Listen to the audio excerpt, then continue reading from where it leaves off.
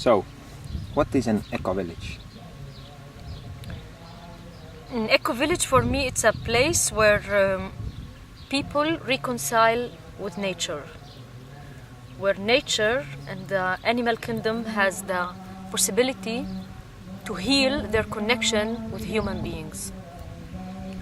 It's a place where people regain their power to understand that they are part of the big cycle of life. They are echo. There's echo and there's ego. When we are in the ego, then the human being I saw a photo in Facebook where the human being, a man, is in the middle, the woman is here, and then it's like a pyramid. The whole animal kingdom is down. And when it's eco, then the man and the woman are next to each other, and the whole animal family and the whole nature is one big cycle. And our biggest fear and our biggest pain actually as human beings, that when we took ourselves out of this big cycle of life. An eco-village is a place where we understand what is our contribution to make a new system of life. A system that it's in favor of our needs. An eco-village or a community is a place where your needs, my needs as a human, as a body, as a soul, as a spirit, as a mind, are fulfilled, or at least are in research for fulfillment. An eco-village is a place where you re-establish your connection with the divine, with earth, with nature. It's a place where you reread in the book of nature, the book of life. It's a place where people recognize each other. Who am I as a human being? What is my connection with this tree? What secrets the winds are bringing? What is my task? Why I was born?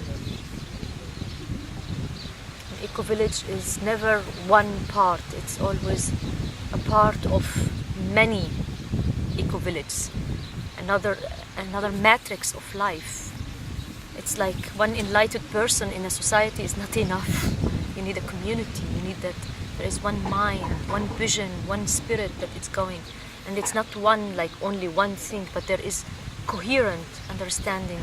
So an eco-village one eco-village has no power to change the world. This is my simplest vision, or dream, to change the world. One eco-village cannot change. But many eco-villages, and connected between them, then they can change the world. They can bring a new shift in our consciousness.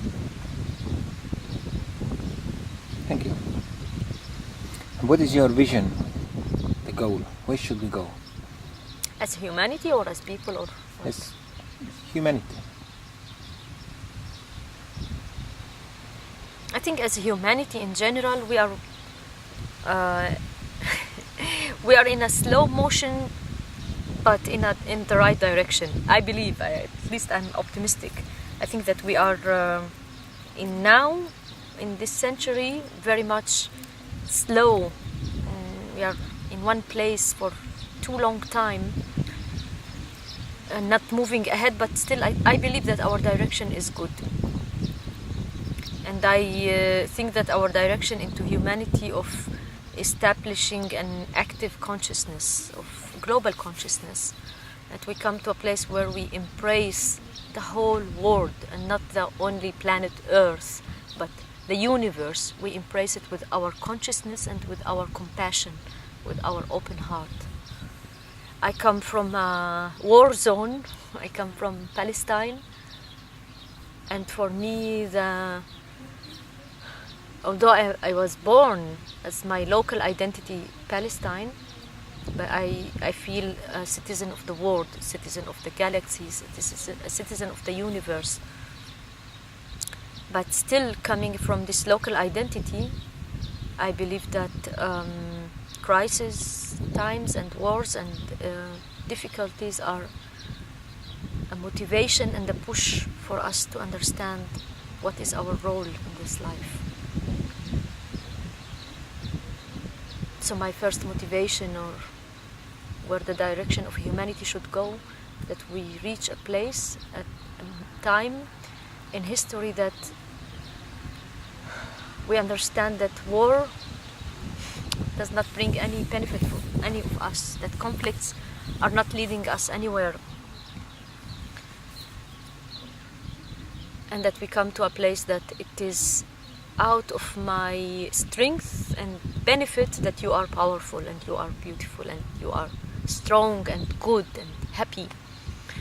And when it comes to Israel-Palestine, that we come to this consciousness that the walls that we made to separate each other, it does not follow the laws of creation, the laws of life, the laws of love. They are made by us out of fear. And I hope the direction of humanity is that we invent a way that we don't need to go through conflicts and war to solve issues. Eco-village for me is an answer for political conflicts. At least from where I come, we are fighting on resources.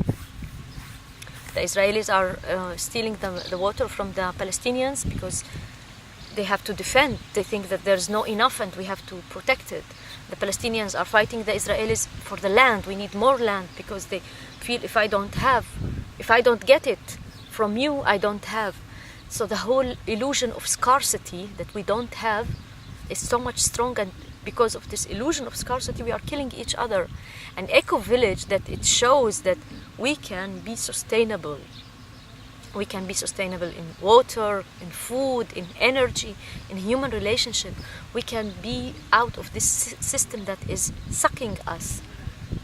If we can feed this illusion of abundance, of many, of a lot, of nature, of growth, of fruit coming out, for me this can solve conflicts.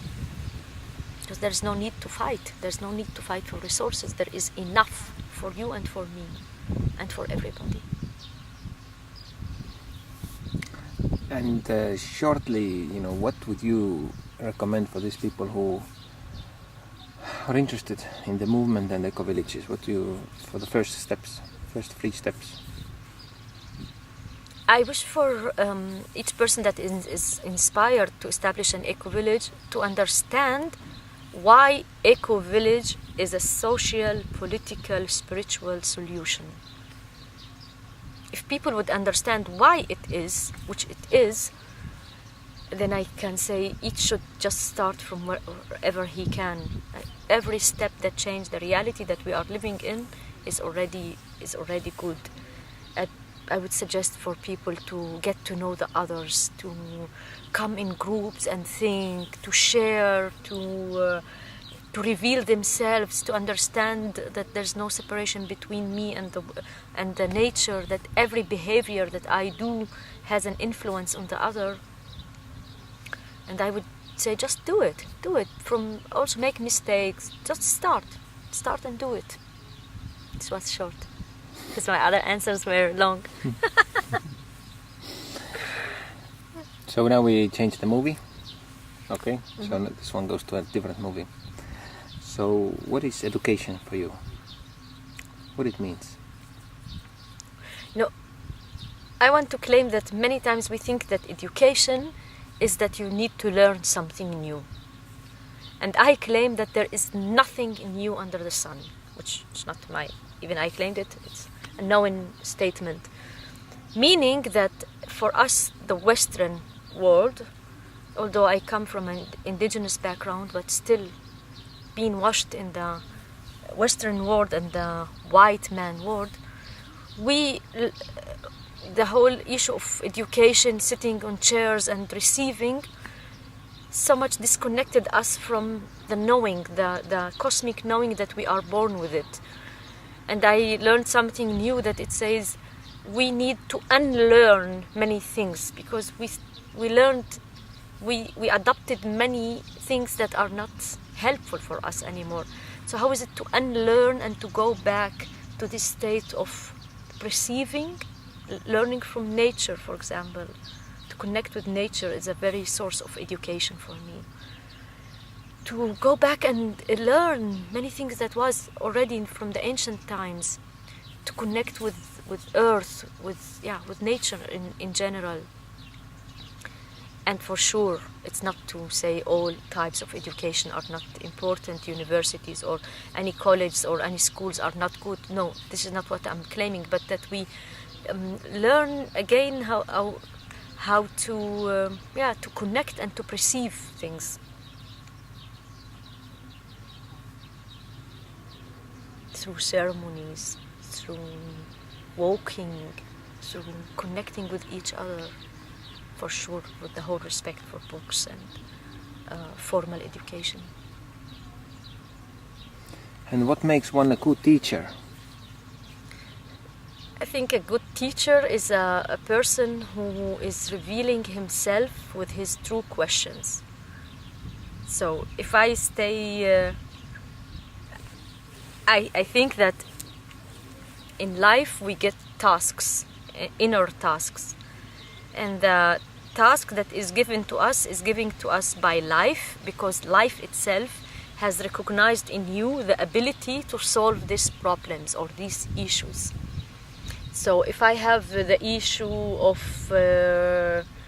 competition, then life itself gave me the abilities to overcome it and then become a teacher for it.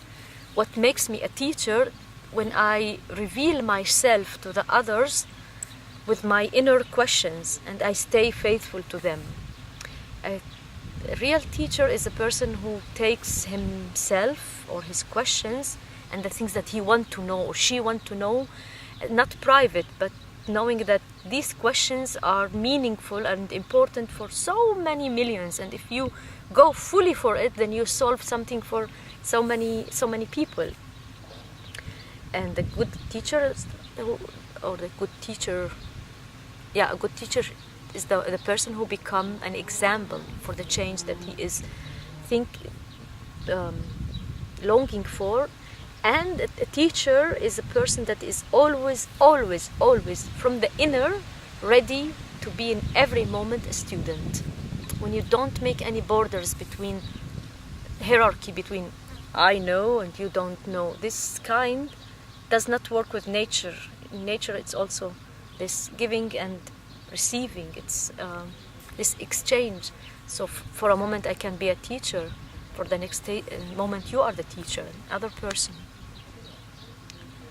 A teacher is a person who put his knowledge in a service for something that it's higher than my need, his needs. It's something that it's serving a vision that it's higher than him. And a good teacher is a person who stays with joy, because learning, unlearning, discovering, perceiving is about joy and energy. Thank you.